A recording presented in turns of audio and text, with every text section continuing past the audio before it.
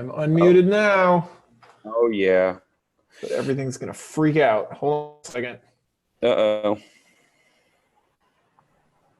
Just got to unplug and replug some stuff.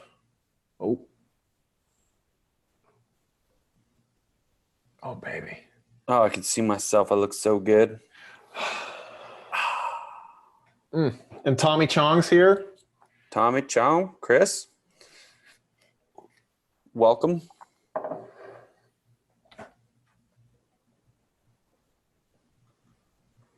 Hi there.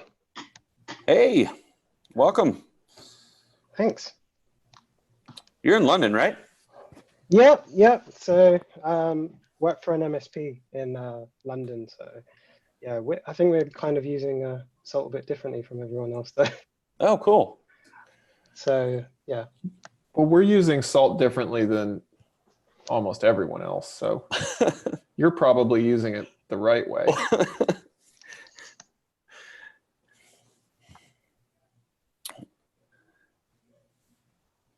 Give it a few more minutes, see if anybody else wants to pop in here.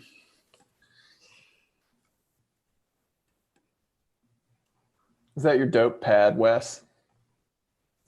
Oh, yeah. Working from home today. Look at that beautiful loft. Wow. Yeah. One overpriced loft for you.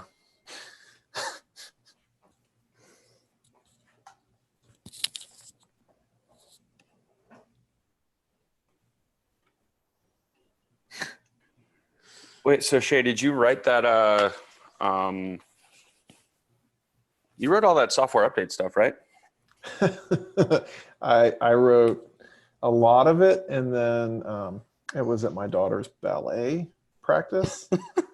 So that's always, you're just hitting like one more test, and then a bunch of little ballerinas come running down the stairs and tackle you. So that's where I left off with that. Man, that's the It's dream, pretty close. Right? So yeah, I mean, we can talk about it when we get going here. Yeah. Maybe we are going. I don't know. Yeah, a few more minutes, I guess. I've got some nasty grams to fire off here, so. Yeah. Need to look through that monkey software update stuff on Catalina. Yeah. PR's accepted. Well, I like how he didn't say accepted, but he said appreciated. I was like, oh, that almost kind of makes me want to do it. Yeah, I don't know. I spent like hours and hours fixing all of the exception handlers in auto package like 4 or 5 years ago. And I think that PR is still just sitting untouched in there. So I'm not in any great rush to add any more to those projects. Oh, Brian, what up, buddy?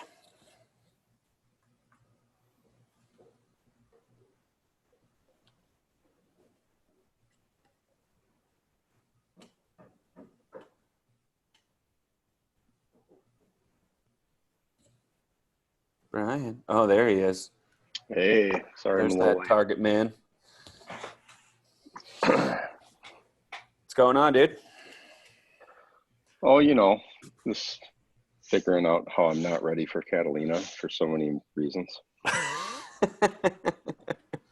Did I see there was some like stuff that got unearthed about how this version's probably going to be fine, but in the near future, like launch D jobs that have references to paths that are like in protected locations are not going to work? Oh, no, that's now.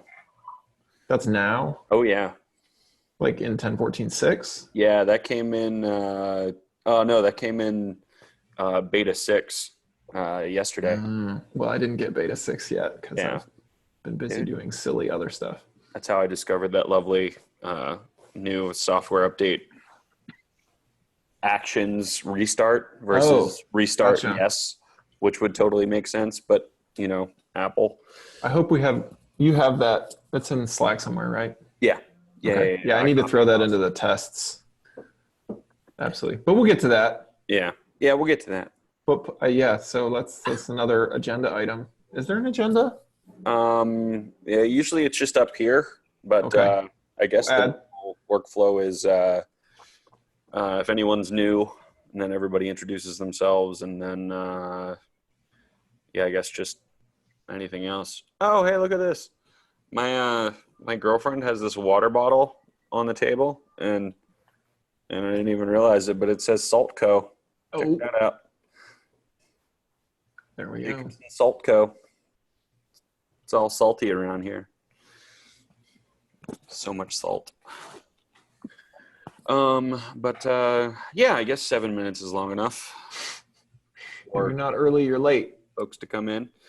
Alrighty. Well, in that case, I guess we'll do some introductions since we got some new people. At least Chris officially joined the working group as of last night / this morning. Yeah, London time. London time, yeah. But anywho, I'm Wes. I am your current macOS working group captain. Not quite sure why I signed up for that one, but it sounded cool at the time. I basically do all the Mac stuff at Square here in California, the lovely United States, blah, blah, blah. And we use Salt for all of the Mac OS devices here, at least the client machines. Been doing it for almost 2 years now. And yeah, that's my story. You want to take it away, Shay, since you seem to be on my screen? Sure. Shay Craig, I work at SAS. Our offices are in North Carolina, just where I am. And yeah, we do basically the same thing Wes does, although to a much more limited scope, because we only use Salt for doing masterless management of Mac clients. And you guys actually do other platforms, right? Yeah, we have we do Windows and Linux desktop stuff as well. So Okay. Yeah, all of our various IT divisions are using Ansible and Puppet, and I don't think there's any Chef here, but I haven't heard anyone else here using Salt, so I think we're the only ones. nice. Brian, take it away, good sir. Sure. Brian Lasham. I do Macs primarily at Target, although a lot more Windows stuff these days. So we're trying to POC Salt as part of our management stack for both Mac and Windows, kind of as an alternative to traditional tools. And I'm in Minneapolis. Nice. Oh, wait, dude, I'll be in Minneapolis on Thursday. What are you going to be here for? Where are you going to be at? A wedding over the weekend. But Wow. I get it Thursday. If you want to grab a beer or something, That would be Thursday cool. night, let me know. Yeah. What city? I mean, I'll be in like Minneapolis. Oh, okay. Yeah. Let's do that. Probably in. I think I'm staying in like the northern loop, like the north. Is that a thing? Sure. Yeah. Northeast. Yeah, northeast loop or something like that. Anyhow, Yeah. back to Salt. Chris. Hey, Chris Anthony from London. I work for Left Brain IT in London. So I think we've been using Salt for probably over a year now. And we went more towards it because all of Ansible and Puppet and stuff don't necessarily talk back and forth. So we're again using it for all of the endpoints. So we kind of made a makeshift front end for it so that we can kind of have some sort of a compliance. And then we use a lot of custom top. So we kind of create the states on the fly based on the database. So we have like our own database and then create all of the states and bring all of the Macs into compliance that way. So kind of works, kind of doesn't.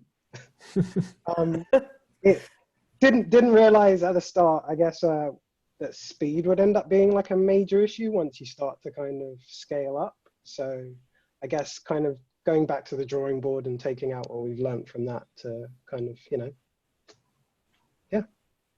Nice. Well, welcome. Tommy, are you around? Or maybe so?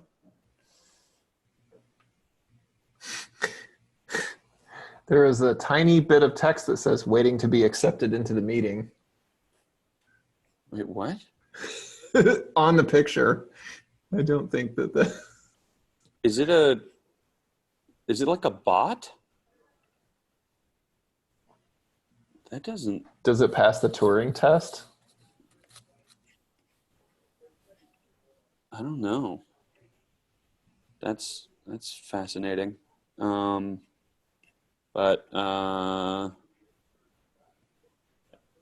yeah. Anywho, so let's see here. What changed since the last working group meeting? Wow.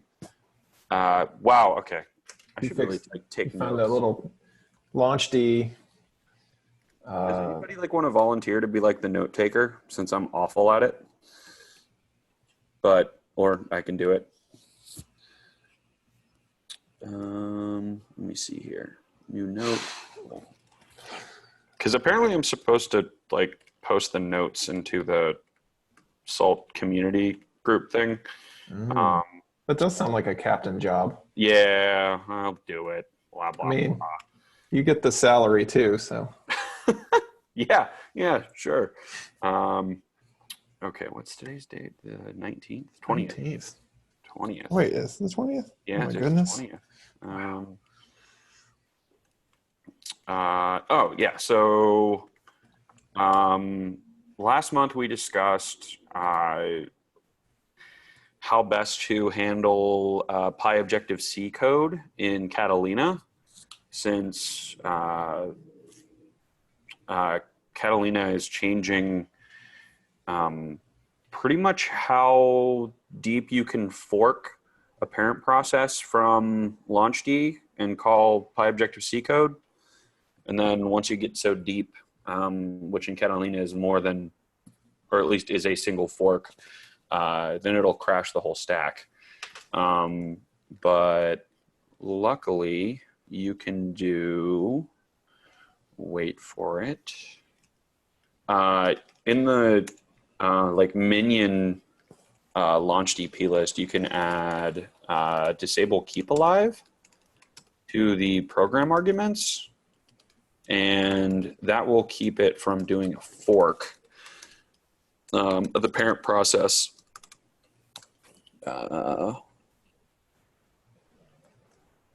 And everything works quite well. Does anybody think that we should just change the default to use disable keep alive? Well, I mean, it's hard to say that we speak for everyone who's using it on Mac. I just posted the program argument stuff in the chat, by the way. So my thought was that whole workflow, with like it forking the minion into its own like process, I think that was written primarily for devices that aren't capable of like managing a process like that. Like LaunchD does the whole keep alive thing for you. So does like systemd and Windows. But I think that method was primarily written for, machines that don't have stuff like that, since Salt runs on so many systems. Sure.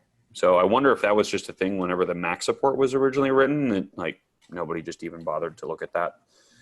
I feel like last time we asked the guy who was from Salt. Garrett? Yeah, and we were like, well, what are we giving up? And I mean, I will say from our, like you and I looking at the code,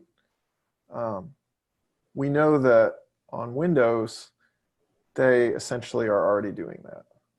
Yes, Right. exactly. That's how So Windows if works. if you're a Windows running the Salt minion startup code, it just bypasses multiprocessing entirely. Yep. So there's some precedent for that. It's hard to say because we don't seem to care. I'm not sure whether anyone would care. But, it would be really easy to just put that in the, in the package launch DP list. Yeah. I was thinking about changing it to disable keep alive is the default. And then we can put like a little comment string in there, kind of how they have the logs now. To like, you can remove this string to run the minion in yet another forked process or in a forked process. If it's super important to you, yeah. Yeah. I mean, I've already managed all my devices to add that argument. Same. And so it's pretty reasonable to think that that covers any explosions on people installing it in the future on their fleets. And that, yeah, if you're like, wow, I really want multiprocessing, I know what I'm doing, this isn't going to be a problem, I'm not calling PyObjective-C on a Mac, have at it. You can change that plist at your whim. Yeah. I don't even know if it, from like just looking at the code, I don't even think it's really beneficial at all. The only thing it does is it just, the actual parent process of that fork, it just basically covers any exceptions that might happen further down the line. Gotcha. So how many, if you do get the multiprocessing thing, it starts off just one minion process, or does it start off a bunch? No, it's just one. It's just one. And so it's just there.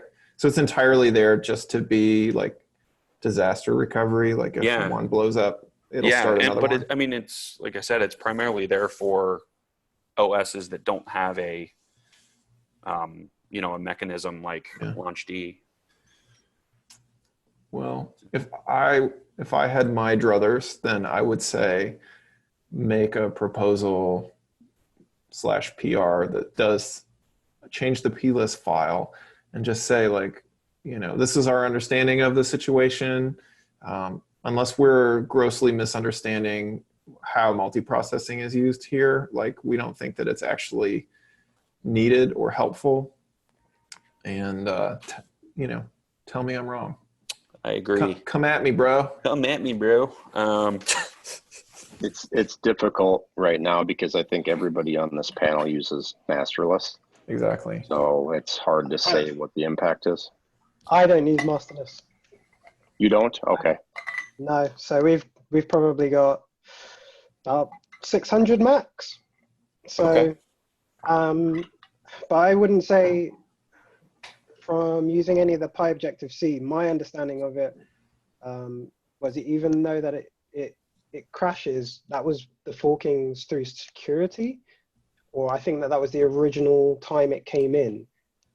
This was from playing with Salt and kind of the core services stuff on PyObjective-C. Sure. But that's neither here nor there. Yeah, I don't think it would break anything. I can always try it on my end and see break someone on my end instead.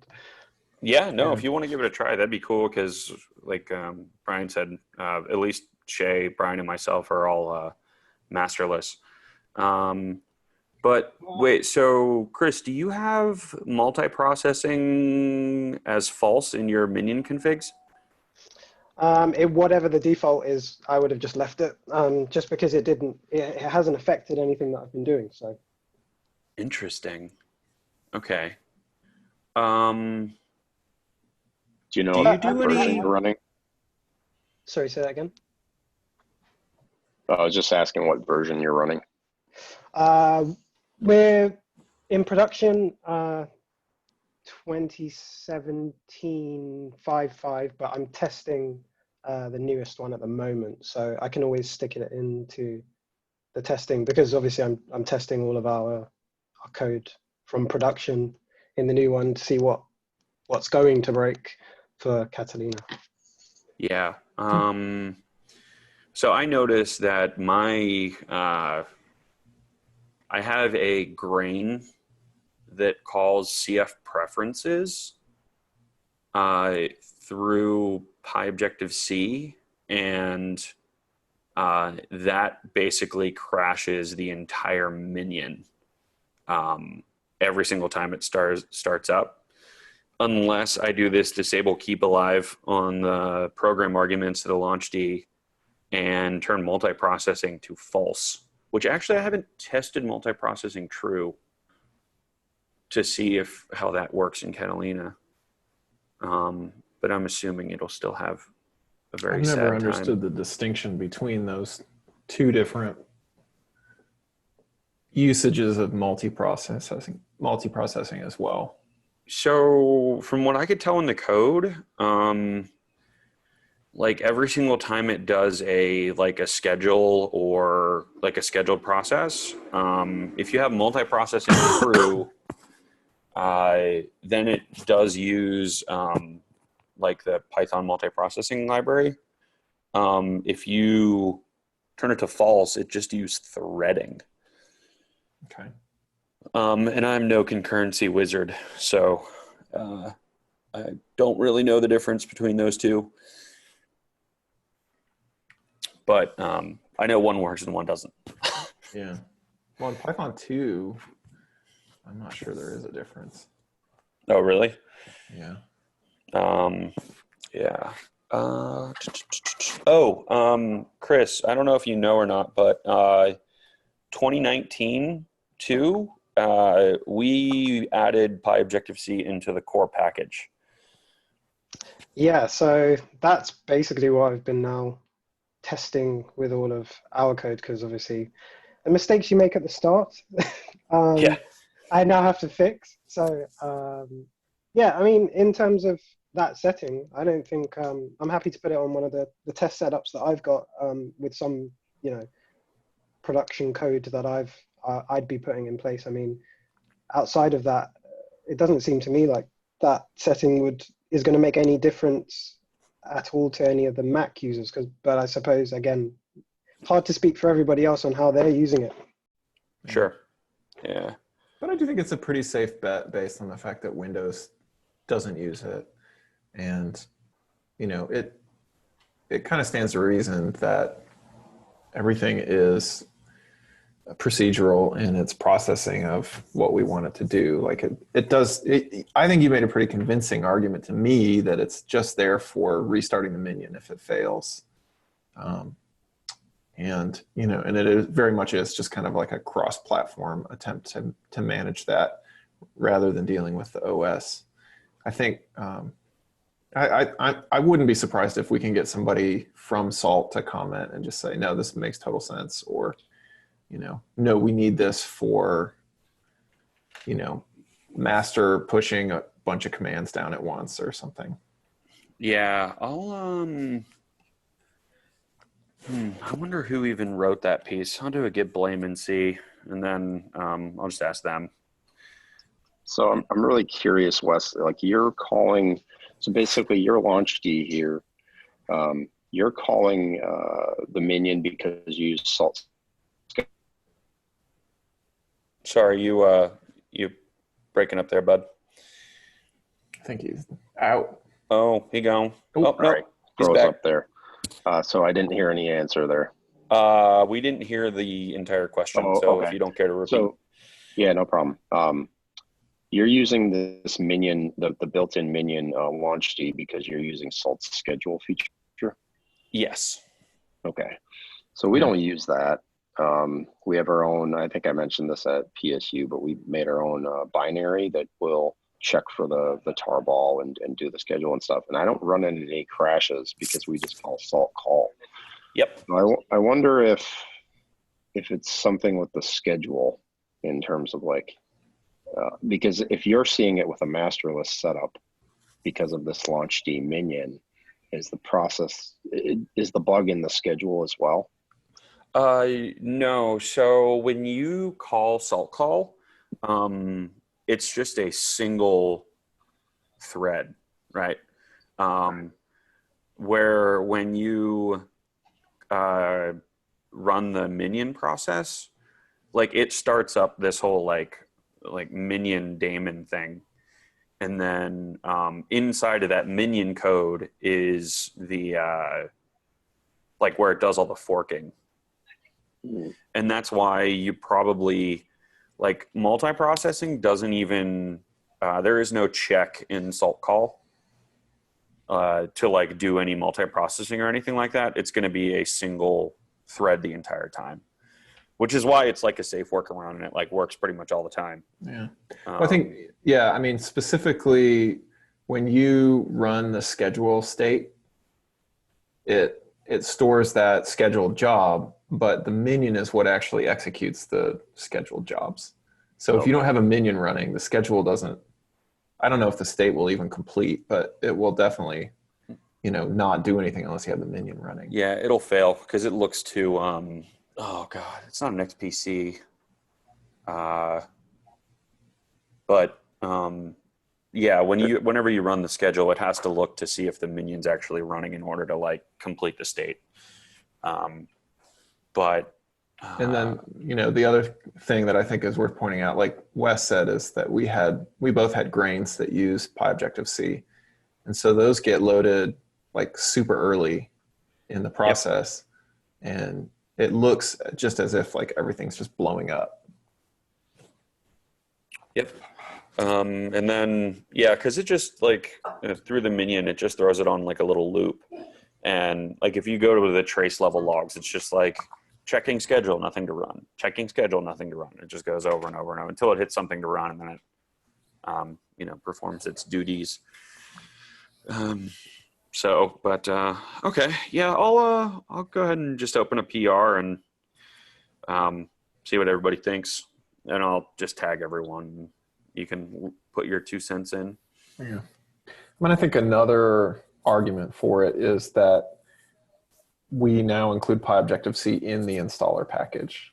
So I think there is some precedent or argument for Salt cares about PyObjective-C working, and it's not going to work at all in a Catalina minion context. Yeah. And by Salt caring about it, you mean me.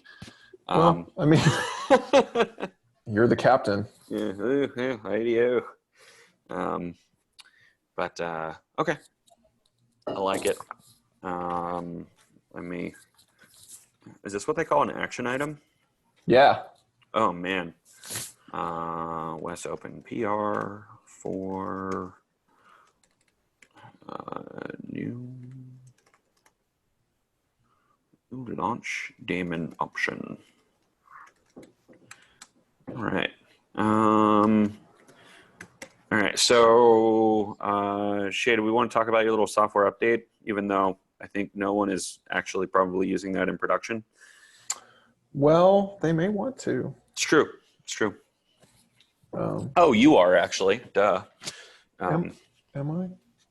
What do you install the command line tools? Yeah, indirectly. So also let's make sure we get the that thing about beta 6 launch D revelations onto the agenda. Oh, yeah, sure. So services module or Mac utils. Wait. Do you just want to talk about it now? Sure. Okay. So what are you thinking? Well, I just was like taking a look around, and I saw that in the giant daily scroll back that I don't follow all day long was like, oh, balls, what's this? So I just made a note to look into it, but it sounds to me like in a future release, if you have, what is it saying, program arguments that reference a protected path, that it's not going to work. Yeah, and by protected path, it means like if for some weird reason you put your program argument in like users Shay Craig desktop, like my sweet script, that will probably not work. But what about opt, user local? Those aren't the protected bits. Library application support is a common other one.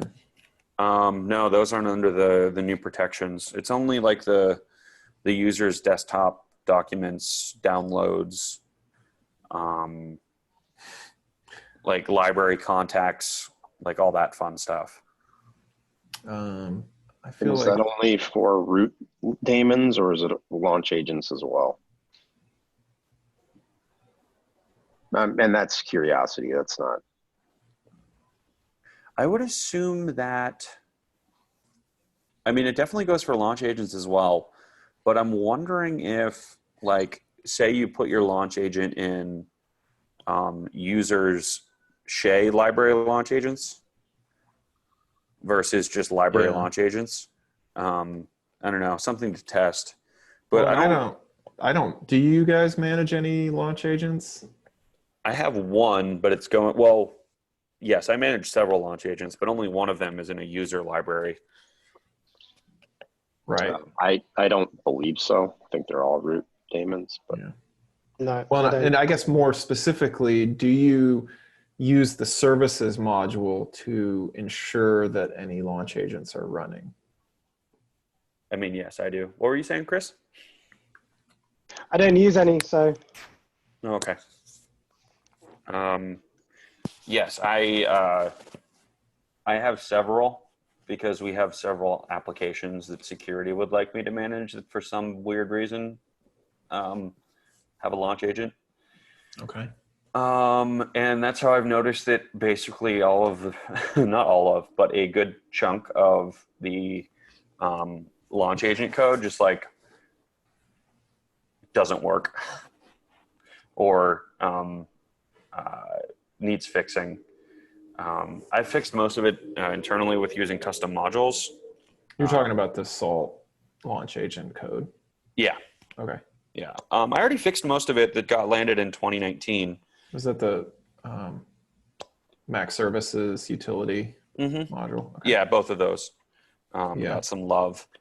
But like right now, if you try to check to see if a launch agent is enabled or disabled, and the Mac is at like the login window, all of that code will not work. Right. Yeah, I've noticed that it seems like there's just some inconsistencies with the fact that it's a multi-user system. You could have more than one, graphical user at a time. All those things that we've been dealing with launch agents in context for years, really. Yeah, so I'm trying to figure out the best way to make it work, per se. Yeah, that would be a start. Well, because the interesting thing is, so I was looking at the Puppet and Chef code for how they deal with enabled and disabled services, and they're looking at that. Oh God, is it like var_db com.x like launch d dot disabled plist or whatever, which apparently that just like doesn't get updated anymore. So they manually write to that file. Right. Which that just screams terrible to me. Yeah. Is there a framework? Is there a Cocoa framework for it, or do you have to go through launch control? You got to go through launch CTL. control. Yeah, launch cuddle. Yeah. Okay. So, Well, which the is reason fine. I was just going to say, the reason I brought this up in the first place is I don't know, I don't have the deep Salt knowledge to say whether this is just a waste of time or not, but I wonder if there is either some debug logging that can be added or some parsing of launchd plist files by the Mac Services utility module to say, like, if we know what folders are protected, or we can even parse those plist files, pull out all the paths and actually test whether they're protected or not using, some system framework, and then say, you know what, we're not going to do this, or at least log about like, hey, we've noticed that you're trying to do this thing and it's not going to work. But at the time, I also, when I thought about this, I didn't realize it was just those like user home folder things. I thought it was going to be like, anything that's under the future like system container. Yeah. I see what So the interesting thing is I'm fairly certain with MDM you can whitelist those. So those would actually work if you wanted them to. Mm-hmm. So I don't know if it's worth it to write those checks, especially if it's going to fail, right? Like, and somebody will see it fail, and then they'll probably be like, "Oh, that's right." Well, maybe. I mean, Yeah. Have you tried it? No, because I don't Okay. have anything that does that. Well, because the wording of what I saw made it sound like it may not work as expected. So it wouldn't surprise me if LaunchD actually loads the job and says it's running, but then it's just like, well, it's great that it's running, but it can't actually do anything. Yeah, if it's a keep alive thing, I mean, it probably definitely won't work. And Salt will definitely warn you about it trying to like load a job that isn't working properly, and then LaunchD will spit out the error. But it sounds like this problem that I'm bringing up can be folded into your ongoing interest in fixing the Mac services utility module. Yeah. Which I will now delegate to you as inverse captain, inverse delegate. Yeah. No, because I'm in the process of working through that. Okay. I mean, I don't need launch agent management at this time, so it's not a high priority for me, but it might be for you. Well, so how I noticed it was I had so I managed the monkey launch agents with Salt. Right. And somebody here disabled the monkey launch agents so it wouldn't show the GUI anymore. Mm-hmm. But kept the daemons running because, compliance. And then I noticed Salt was throwing errors when trying to like enable and start those. And I'm like, oh, you dirty little. What did you have like attended installs? Is that the problem? No, it was just like software updates, right? Monkey will prompt for those. But you don't have you're not forcing them after any period of time or anything. Whoa, this is new. Oh, I missed it. I just got a Slack notification that like there's a new version. Oh yeah, you got an update just to restart Slack. That's OS notification. Yeah. I don't remember opting into those. I did on Catalina, unfortunately, I think, but so the one question that I had, Brian chimed in a little bit about was right now the default like service state will try and start the service first if it's not, and then if you tell it to make sure it's enabled, it'll try and do the enablement after trying to start the service, which we know that just doesn't work on macOS. The job needs to be enabled before you can start it. It doesn't work on Windows either. Yeah. That's interesting. I mean, I don't know if the flag works on Windows, but if you did a separate service start and service enable, like manually, Windows would fail because you need it enabled first. So like right now, I didn't even know that flag existed. So I have two separate blocks for Windows and Mac, and it will do, when I had them in the previous order, it wouldn't work. So if that flag is working for Windows as intended, great. But yeah, it's the same order of state. My guess it's not, because unless somebody purposely disables it, then like you're never going to know it, because like no one's going to test that. Right? Like I didn't even find it until somebody actually disabled it, because like whenever you install the service, like it's going to install it probably as enabled.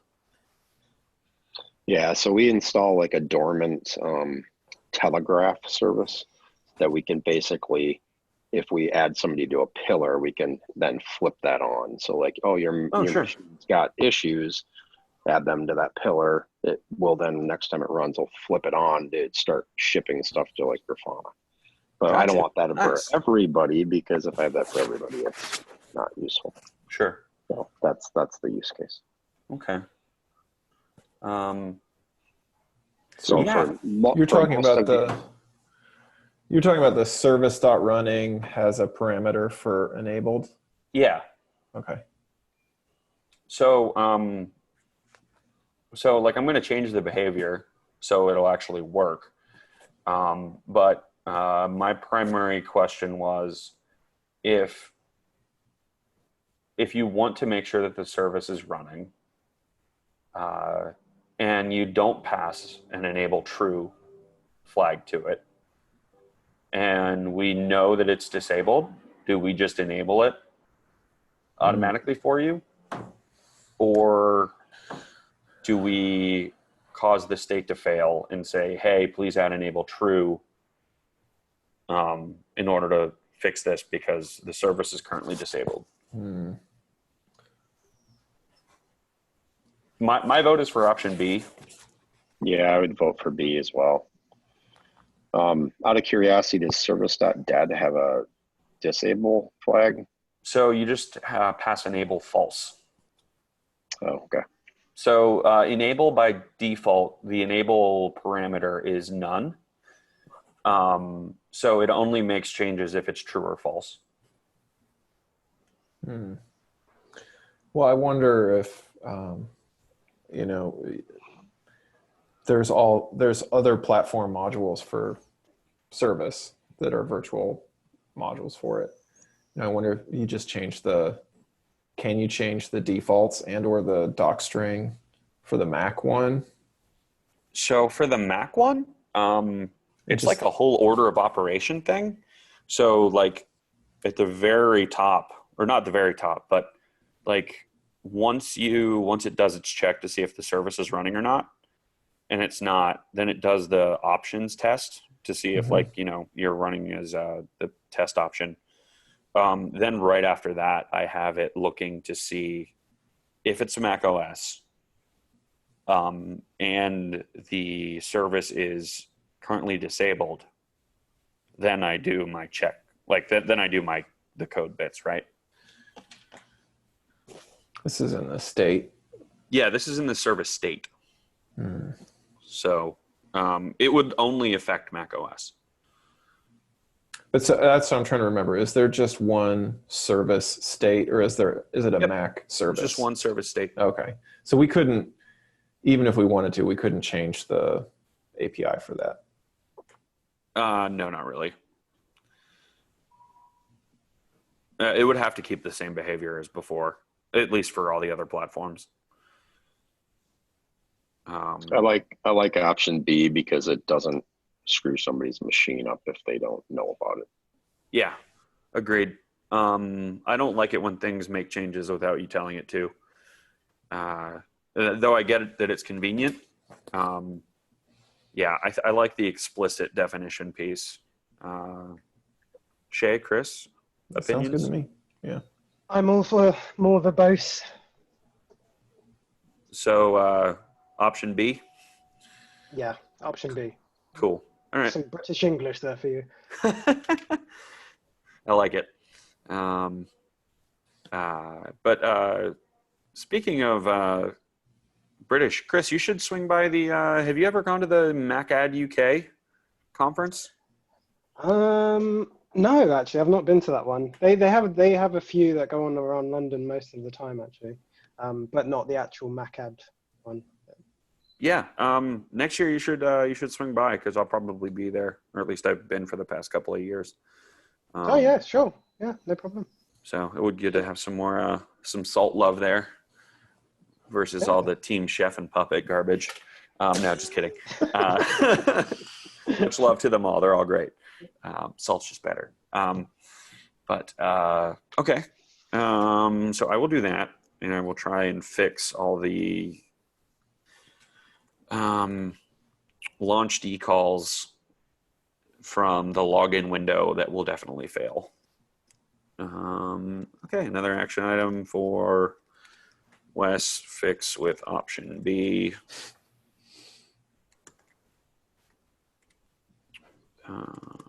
Okay, and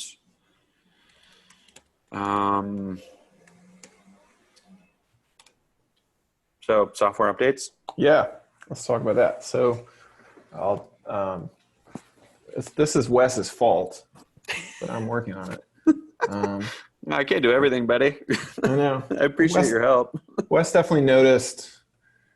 I'm not sure what the history of it is, but he definitely, the end result is you noticed that the output from software update -L has changed.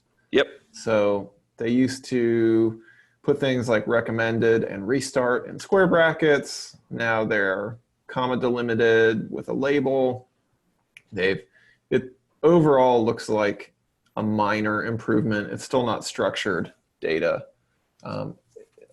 I wish that there was a plist output option, but has anybody filed a feedback for that? I don't even waste my time doing that. It might actually get implemented now. Oh yeah, maybe. But why do that when you can fool around with regular expressions? So, oh yeah, what could possibly go wrong other than it breaking? So I think the reason that Wes was looking at this is because I have a Xcode command line tools state and module that I use that is basically just a rewrite of Rich Troughton's process into Python. And it, of course, doesn't work because it uses the software update module. And so there's a few different things that need to happen on that to keep supporting Catalina. One is there's no tests whatsoever for the software update module. Yeah. Actually, that's not true. There's an integration test that has one test in it.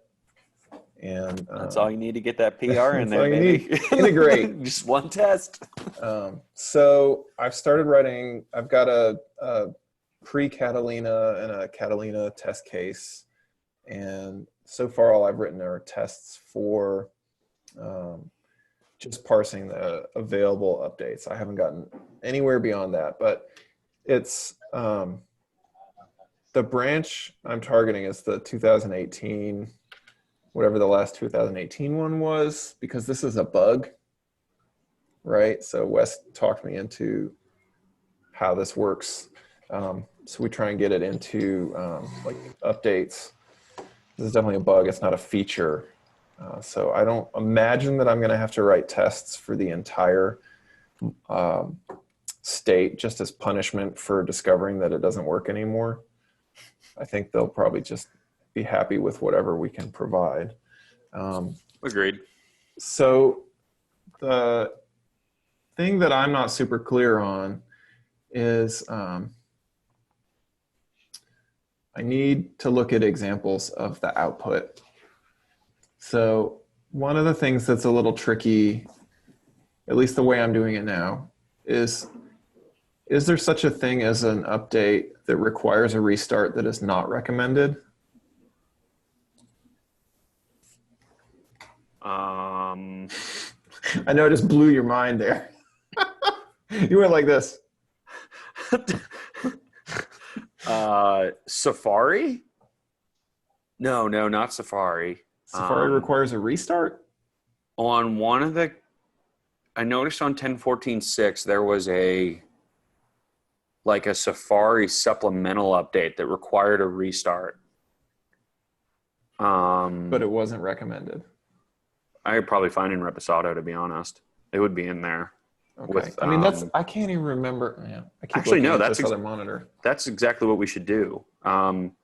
We could just parse all the updates that are in the update catalog, and the recommended and the restart required is in there. That's all in there. Okay.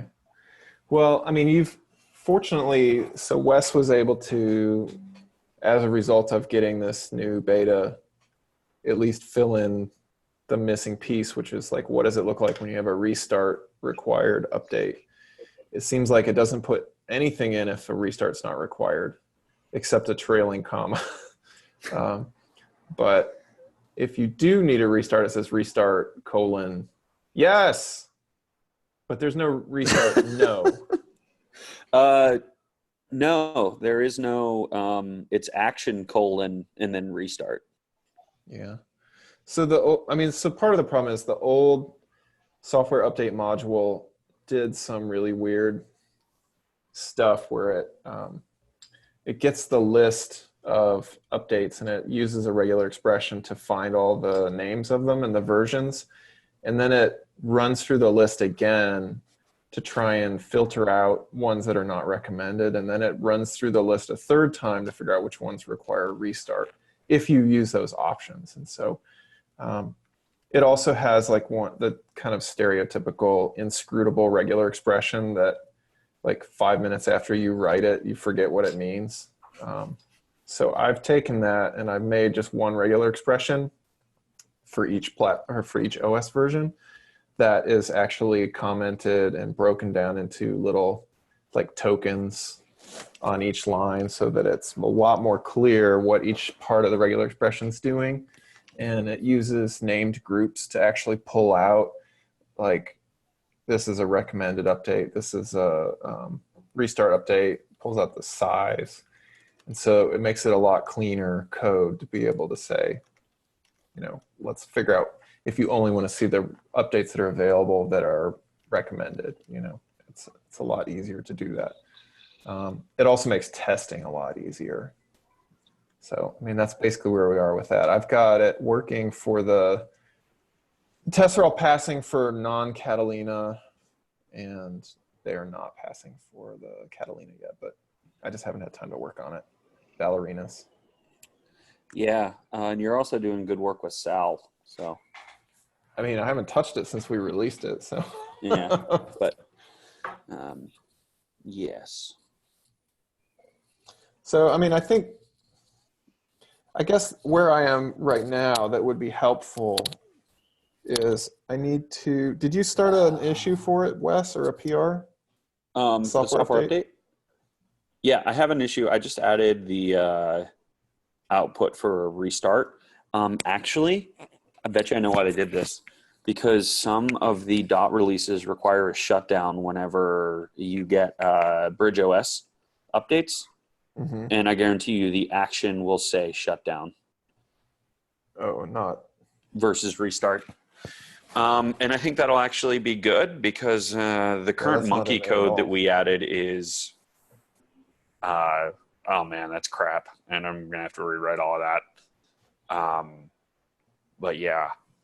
Well, I was going to say, so the Salt software update module is not going to know anything about shutdown either. It was the old regular expression is looking for like literal square bracket, restart square bracket. So if it says shutdown, that it's not even going to know. Yeah. I guess technically that is not a restart, but yeah. if there so is such a thing, then we you would would definitely definitely have an extra argument. Yeah, you would run into options, or you would definitely run into issues if you tried to like actually manage Bridge OS software updates with Salt right now. That just for sure wouldn't work well. But it looks like we can probably just make it work on Catalina, so that's good. Yeah, I guess. Just like you're saying, I'm not sure how widespread managing updates from Salt really are. I'm using Monkey to actually do it. The reason I'm interested in it in the first place is just because I wanted to make sure the command line tools were installed. Yeah. So I will do a separate feature request issue and submit a PR to basically add that module into the Mac software update module, because it's just a software update. Yeah. So my guess is that anybody who actually uses this software update module is managing macOS CI boxes and not like user controlled machines. Mm-hmm. I think the main reason I didn't bother using it was just because, yeah, the restart stuff was Apple was changing it weekly, kind of, you know. Was it 10.13.4? They changed it a third time. So I'm not sure how Catalina's doing the restarts, but if they've changed the wording there, then then 3 different options you'd have to cater for to make the restarts work correctly. Yeah, the parsing, I don't even think we'll be able to do it. Well, no, we could. So right now for 1014 machines, once you get done installing an update, like using software update -i, the output will tell you that this update requires a shutdown and that you need to shut it down versus restarting it. That would be interesting to parse through, but this sounds like this should be a fix for just 1015 and be like, sorry, might want to upgrade. But well, I mean, it's interesting if you look at the SALT developing guidelines, it's saying like, if this is a bug fix, target the current version and the immediately previous version, right? mm-hmm. So I could see making an argument that it's like, well, we'll support the Catalina and the version before that. Yeah. Like, I'm not super worried about like whether Snow Leopard works with it or not. Yeah. Oh, definitely not. So I think that, like, I honestly, I don't even have any machines to test an update like that on.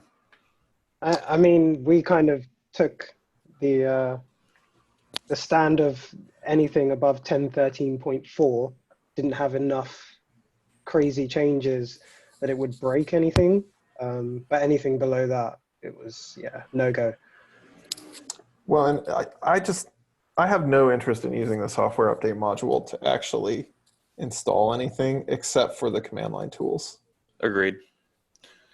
Yeah, agreed. I've not been using it for over a year, so I don't think I'm going to start now. So, the thing is, like, I think a lot of people want the command line tools on their managed endpoints.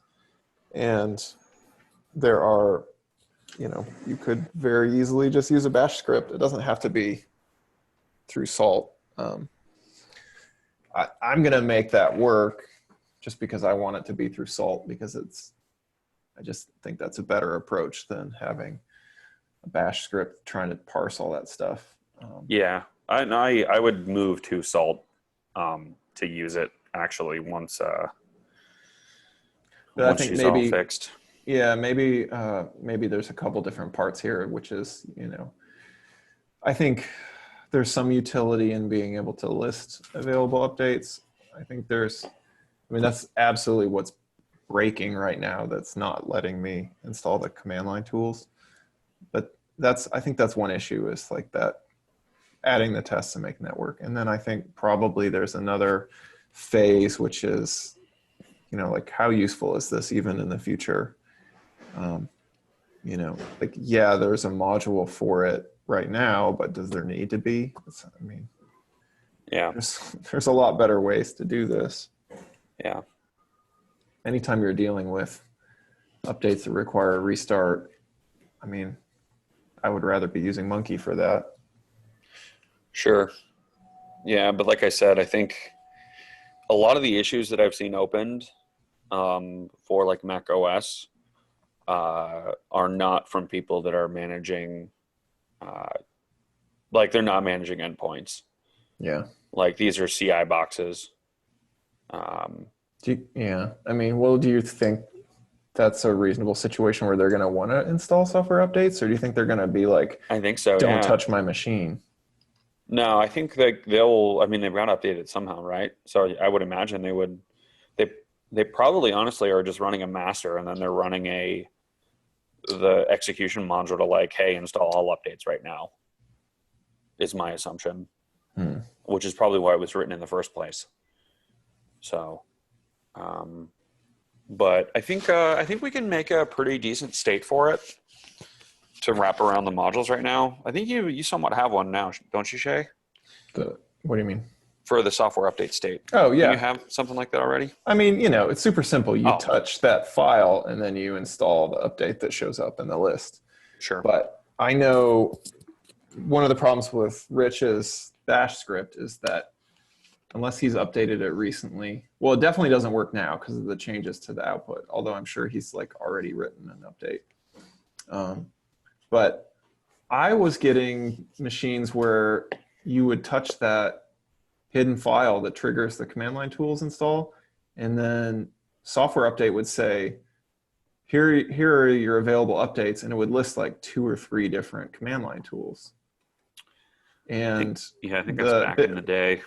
Rich's script would just like, I don't remember, either pick like the first one or the last one, but it wasn't always the right one. I think it would try and do all of them, didn't it?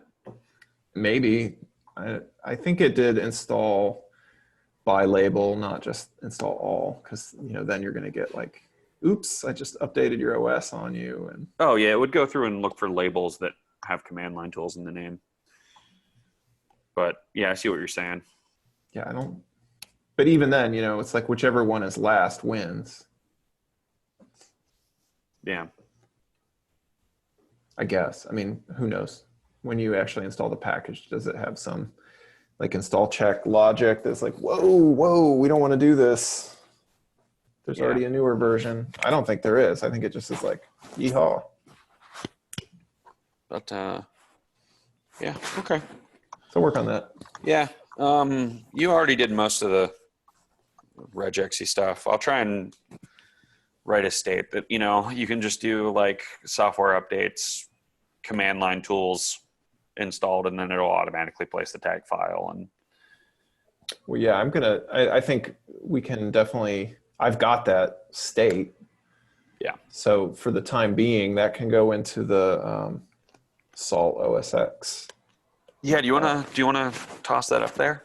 And then, once I fix the software update one. Cool. Because I want to double check and make sure that it's not broken first. But then I will eventually add that as a state to the software update. Yeah. Do PR to Salt proper. Okay. All right. That sounds good. And then I'm going to actually open an issue for the whole like enable thing to like backtrack to that real quick. Brian, I'll probably tag you on that. Can you test a Windows box and actually see if Salt will handle that correctly? The enable. Yeah, sure. Yeah. So then that way, like maybe we can, because that would be helpful for me too, to make sure that Windows is working properly. Yeah, no problem. Dope. I like it. Well, we're a little bit past time, but thanks for coming, everybody. Chris, welcome. Glad to have you. Thanks. Yeah. Well, everyone, chat soon. I got another thing for you, Wes, if you want to give me a call after this. I need to walk into the office, but yeah, I can do that once I get in. This is like a 30-second thing. Okay, sure. Sounds good. All right, talk later, guys. See you later. See ya. Bye. Adios. Stop the recording. Oh, meeting. There we go. Oh, yeah. Do you want to do it now, Shay, or a different call? I'll just call you on Slack real quick. Cool. All right. Later, buddy.